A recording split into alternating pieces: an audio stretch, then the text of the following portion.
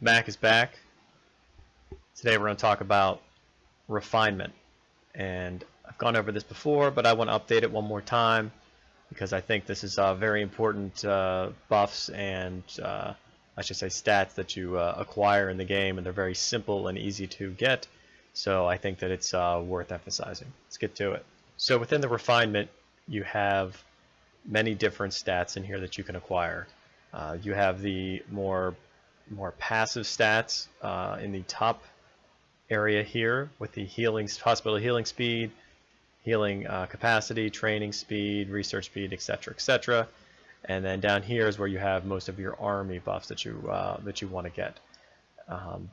And as you can see, some of them are more important than others. Some of them are not important whatsoever. So let's go over the ones that you want to acquire based on the type of player that you are. So here's a list that I've compiled based on the 4 slots that you have for each piece of equipment, where you can add in these different stats that you can get here.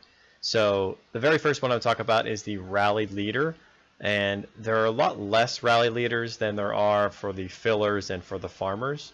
I would say that the fillers are going to be the highest amount of you players out there, and I'm going to say that the farmers are probably similar to the rally leaders, because in your alliance you probably only have maybe 10. If you're a full alliance of 100, you maybe only have about 10 to 15 rally leaders.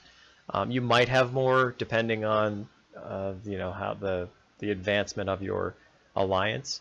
However, what you're going to want to do for the rally leader, I believe that these 4 stats should be every single one of your refinement. Now, everybody plays a little bit differently, and you can get stats in different ways in the game. With refinement, they're instantaneous. They're on all the time. As soon as you re-roll, for a different stat, that stat becomes a permanent stat until you re-roll it again. And the biggest one in the entire game is the total attack. So you're going to want to have total attack for a rally leader, because you want to have the strength to be able to defeat someone in battle. If one of the recommendations that I will give you is that to have the enemy attack reduction as well. You don't need both of them. You can do both of them, but you only get 15% for both. And I think total attack is better than the enemy attack reduction, because these are buffing the troops that you have, and that leaves you more flexibility when it comes to changing formations, where the enemy attack reduction, they're most likely, unless you're playing in a whale scenario where they're sending 3 troop types at you, or 4 troop types. If it's an enemy army attack reduction of just 2 troop types, well, that's fine. That's actually not bad to have, and that's why I put it up here.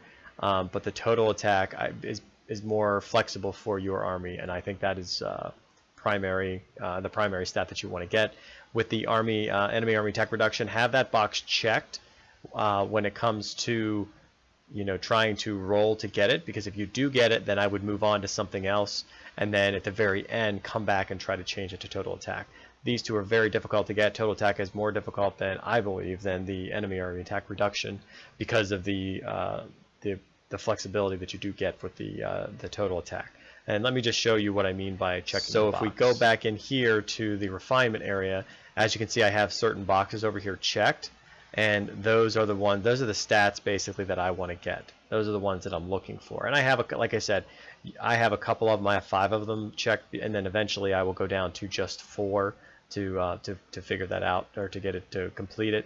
But the reason that you want to do that, again, let me go down here where the enemy army attack reduction. Make sure you check that, because if you go out here and you start re-rolling these to try to get the different stats in here, you still want to have something good in there. So I'd rather you have, for instance, if I go up here, the enemy army attack reduction, that's the last one I have here, and that's the one that you want to get in there. So you can re-roll that over and over until you get the enemy army attack reduction. So I have that, but I was trying to get the rally size expansion, which I'm going to go over later. So I got this enemy army attack reduction, so I'm going to leave that. And then if I go back to the one I'm working on now is the wall defense here, obviously you don't want that. That's terrible. So it wouldn't make sense for me to go over here and re-roll this enemy army attack reduction, because that is actually going to help me a lot more than leaving the wall defense at 27%. So just be aware of that. Now, as we come back here, we can see that like I said, the total attack is the first one that you want. The other three here, I believe, I don't have them in order. I just typed them in here just to kind of give you an idea of what you need to get. If I what's going to rank them, I would say that the army size and the rally size expansion are two of the most important ones. You obviously want to get your army size as big as it possibly can for the number of troops that you can send, but also for when you solo. But as a rally leader, you're going to be the one initiating these rallies, so the rally size expansion is extremely important. So make sure you check these boxes as well. And then the very last thing that you want to get is the backline troop attack. So if you're running, for instance, say an infantry spear formation, then you want to have this as a spear attack.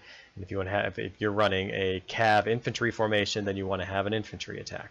And the reason you want this is because attack in the game is by far the best stat that you can get, and that's what you for your troops, and that's what you want to get. So make sure that you put that together. Put these four together as a rally leader. You don't want to have the other stats in there, or the other check marks, and I'll go over them real quick. So for the rally leader, as you can see here, all these up here are passive ones that have nothing to do with your army, so you're not going to want those. And I say that, hospital capacity and hospital healing speed do have something to do with your army because they're going to help you in some aspect of that, but you can get those stats elsewhere, and they're not as important as these other stats. So if I scroll down here, so if you're a rally leader, you don't want reinforcement capacity. That really doesn't matter. That's more for a tanking. Rally army marching speed increase. That doesn't really. I mean, that does help you a little bit, but there are speed ups that you can get for that if you really need to. The two that I had mentioned, and then here you can see the infantry attack, health, and defense. We're not worrying about the infantry health or the infantry defense. We're only worrying about that one attack, whichever you may be. As you can see, the one I'm going after is the spear attack. Again, cav up there is not that good either. And then all the bowman stats, you don't want those unless you're going for a pure bow build. Then maybe you could probably modify this refinement a little bit. But still, at the same time, if you're doing that, you're a rally leader, so you're not going to be worrying about bows at all. Then you get your fortification in your wall. Completely ignore those. You see the total attack one. The misconception here sometimes is the total health and total defense. So these two are good. They are good stats. They're good stats to have, and it helps if you're a whale. It'll help because then you can easily switch troop types, not have to worry about that front line. Because you'll have total health and total defense in there, help to increased if you have these checked and you have them maxed out. However, the health only affects that front line, the same as the defense. Where the total attack, if you're going to be attacking most likely with 2 or 3 troop types, you're going to be buffing both of those, the front and the back line. So this is actually, they're all 15% when they're maxed. So the total attack, you're actually getting 15% attack for the front and for the back. That's a total of 30% compared to these, which are only getting that 15. So that's why the attack is much better than these two. And the reductions are the same thing. If you're reducing the health and the defense of your enemy, you're only reducing that front line, which is actually not bad at all, in all honesty, because the reason when you're fighting, you want to destroy that front line, because if you can get through that front line, the faster you get through that, or the more the better you can get through that, then the better chance you have of winning that battle and lowering their morale, and killing them. But again, you're only doing the total, you're only taking away 15%, where if you're attack reduction, you're taking away that front line and their second line. So that's why I still think this is better than these other two. So that's just something to remember, and why I believe that you should go for the enemy army attack reduction first. And if you do happen to fall upon a total attack, then obviously you want to keep it. You're not going to change it. So that's what you want to do for the rally leader. Now, for the rally filler, it's slightly different. You're still going to want the army size and the total attack, because you want the army size for you're going to be doing you're going to be filling that rally. But if you have a larger army, then you can fill it with more more troops, then you can actually reduce the number of people that will join that rally, which isn't the best thing to do because you want to have more people in your rally because you want those dragons in there to get all the bonuses you can from those dragons. But it's also easier to go fight in smaller groups because you can fill up the rallies with everyone who has an army size that's much larger. Then the total attack, of course, because that's for your solos. Since the rally leader actually takes this, the stats that you need. Then you can have a choice of kind of these three here. The enemy army attack reduction is a good one to have if you're just a filler. You're not going to be, the one thing that's missing here compared to the rally leader is that rally size expansion. You don't need that. You're not rallying anybody, so you don't need to have that increased troops, number of troops that you're going to be attacking with in the rally.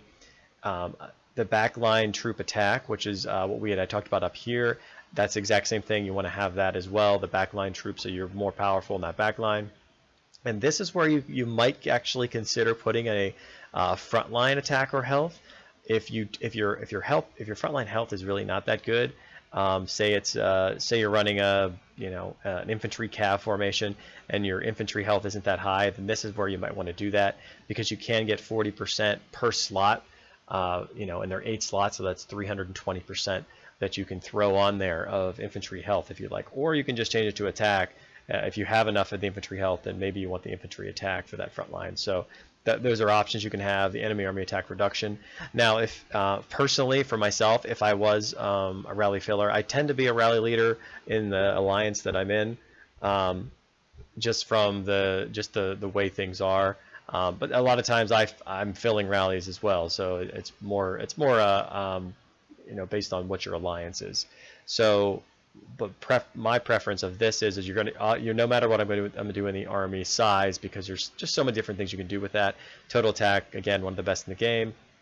And then if I'm going between these, I'm going to take that backline troop attack for sure, and then I'm probably going to do my frontline troop attack. So I'm probably just going to do 2 attacks here and leave the enemy army attack reduction off.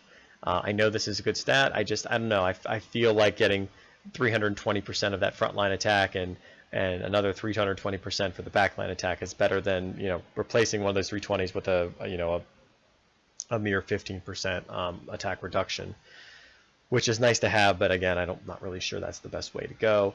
And then finally, we'll talk about the farmer real quick. The farmer is just someone who really doesn't, they don't like to fight, so they're not really they're not a rally filler or a rally leader. They stay away from all those stats.